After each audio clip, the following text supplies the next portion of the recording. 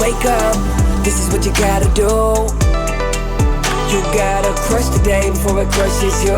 Every day I'm here to motivate, lead the way in the AM. I don't want you to hear these words, I need you to feel what I'm saying. Oh, you gotta crush the day before it crushes you. You gotta crush the day before it crushes you. In the building, Drewbie Wilson, motivation's coming, I can feel it. First thing that you need to do is crush the day before it crushes you. When you get to the end of your day, take a moment to reflect upon the smallest interactions that had the biggest impact. When we look in the G code, right, that's my daily process for tracking my personal evolution. I look at 4 areas of life, I tracked it, I focus on those 4 things each day, and then I give myself a point. And one of those is tracking my daily wins.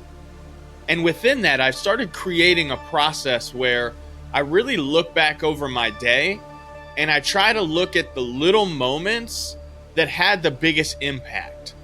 Because usually, those are the things that if we focus on doing more of, we start seeing more in our life. Because the little things are what truly create the greatness and exposes us to the opportunity that's been waiting.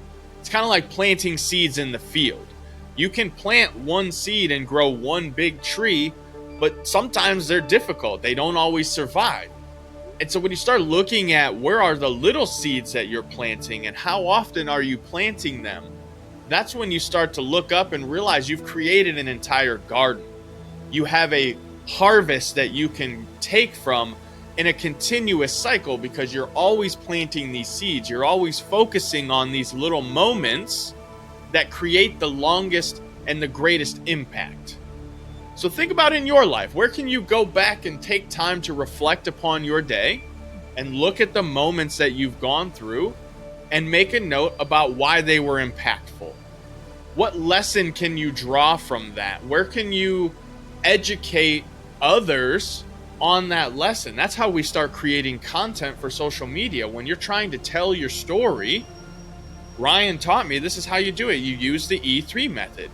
You have experiences, you extract those lessons from the experience, and then you use them to educate or entertain your audience. And so when you think about your day, those little experiences that you have, the lessons that you're taking from them, how can you turn that into a story?